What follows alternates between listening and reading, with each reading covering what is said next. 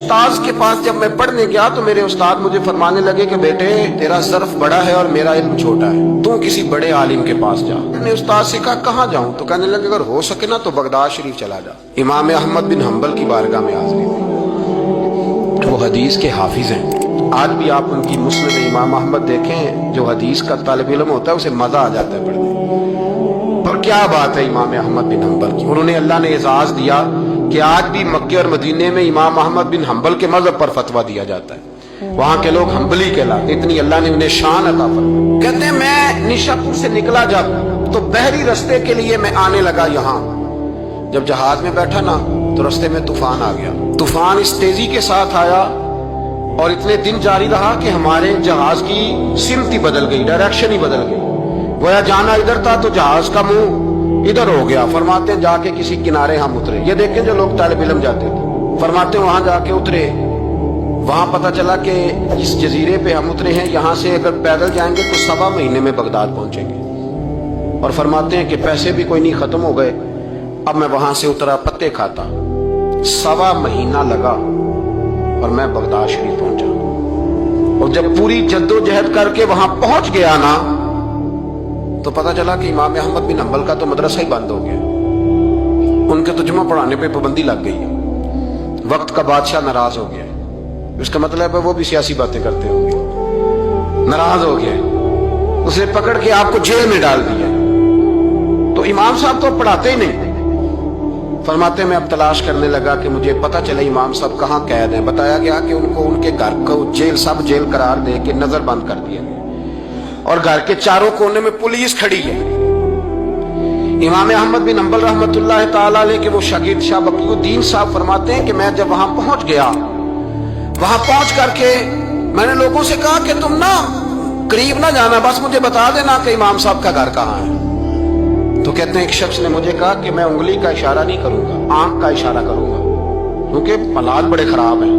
कहते उसने आंख के इशारे से बताया कि वो सामना गेट इमाम साहब का है। कहते मैं वापस आ गया। अब सारी रात सोचता रहा कि इमाम साहब के घर तालीम हासिल करने कैसे जाना है। फरमाते हैं फिर मुझे एक तजवीज समझ में आई। सुबह जब मैंने उठा तो मैंने सर से पगड़ी उतारी, अपने बालों में हाथ डाल के बाल बखेर दिए, चारों जानब बिखर गए, जुल्फे रखी हुई थी। फरमाते हैं फिर मैंने अपनी कमीज को थोड़ा सा एक जगह से फाड़ा, थोड़ा सा दूसरी जगह से फाड़ा, दखनों के करीब करके कहते हैं मैंने जाके थोड़ी सी तहमत को भी फाड़ा। हाथ के अंदर मैंने कासा पकड़ा जैसे फकीर मांगने वाले पकड़ते। अब तो फकीर कहता ना अल्लाह भला करे, अल्लाह भला करे। तो उस जमाने में कहते थे अजरुकुम अल्लाह, अजरुकुम अल्लाह, तुम्हें अल्लाह अजर दे, तुम्हें अल्लाह। कहते ये वजीफा मैंने अच्छी तरह पकाया, नजरें मैंने झुका ली, फटे पुराने कपड़े पहन के ना तो बगदाद की गलियों में, बगदाद की गलियों में तेरी तलाश में फिरा मैं जंगल पहाड़ और दश्त में। कहते हैं बगदाद की गलियों में कभी इधर कभी उधर, मैं ना वो लिए ना कासा, मैं घूम रहा हूं फिर रहा हूं, तेनू लब दे आप गवाचे। कहते मैं ढूंढता फिर रहा हूं मजनू बन के विच बाजारा, कदी कखा वांग रुलाए, कदी कहाया कुंबा सारा, सिर नेजे उत्ते चढ़ाए, आजम यार मनाउन दी खातर असा की पेश वटाए।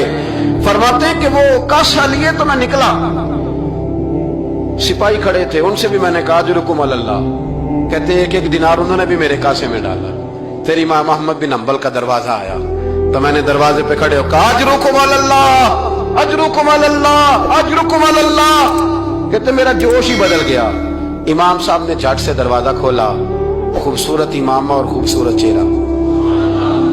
कहते हैं उनका चेहरा देखा तो मेरे आंसू ही बह गए। और इमाम साहब ने जब एक दिनार मेरे प्याले में डाला तो मैं रो पड़ा। मैंने कहा बगदाद के बादशाह और मेरे महबूब के इल्म के वारिस, मैं भीख मांगने नहीं आया, मैं तो रसूलुल्लाह की हदीस सुनने आया। मुझे ना आपने खैरात नहीं देनी, बस मुझे एक हदीस मेरे नबी पाक रोज पढ़ा दिया करें। एक हदीस, एक हदीस। यहाँ तो हर जुमे पढ़ाई जाती है ना, वक्त नहीं होता, लोग देर से आते हैं। कहा एक हदीस आपने पढ़ानी है। शाह बकीउद्दीन साहब कहते हैं इमाम साहब ने मेरा चेहरा देखा तो खुशी से खेल उठे। फरमाने लगे तू कैसे आएगा? का हुजूर भिखारी बन के मैं खैरात मांगने आऊंगा। ये भी तो खैरात ही है ना, मुस्तफा करीम के नाम की खैरात मांगना। हुजूर आपने एक हदीस पढ़ानी है, सुने। शाह बकीउद्दीन कहते हैं मैं पूरा साल भिखारी बन के जाता रहा। ये जज्बा, ये शौक, पूरा साल भीख मांगने की गरज। यहाँ तो हमें अपने उलमा में कमजोरियां नजर आने लग जाएगा। सब ठीक है जी, वो एक बात नहीं ठीक, लिहाजा छुट्टी, मैं अब खुद बहुत बड़ा मुहद्दिस हूँ, मुझे क्या जरूरत। हज़रत शाह बकीउद्दीन कहते हैं मैं पूरा साल जाता रहा।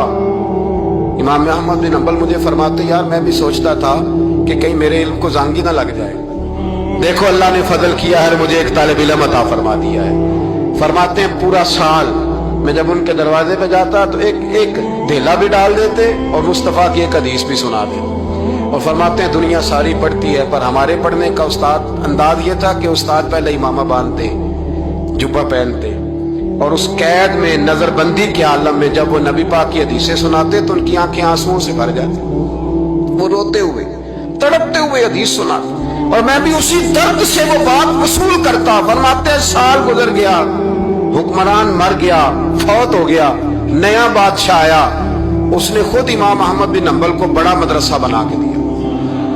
उसने बड़ी जामे मस्जिद में इमाम साहब के खुतबा जुमा का बंदोबस्त किया। फरमाते हजारों तालिब इल्म कई मुल्कों से इमाम साहब के दरवाजे पर आके बैठने लगे। फरमाते जब मैं भी पहुंचा ना तो इमाम फरमाने लगे तू जरा आगे आ जा। कहते मैं आगे आया तो फरमाने लगे भी इल्म तुम्हें भी देता हूँ, तुम्हें भी पढ़ाऊंगा, मरते दम तक पढ़ाऊंगा, पर जो मेरे अंदर फैज की खैरात थी ना वो सारी इसने हासिल कर ली।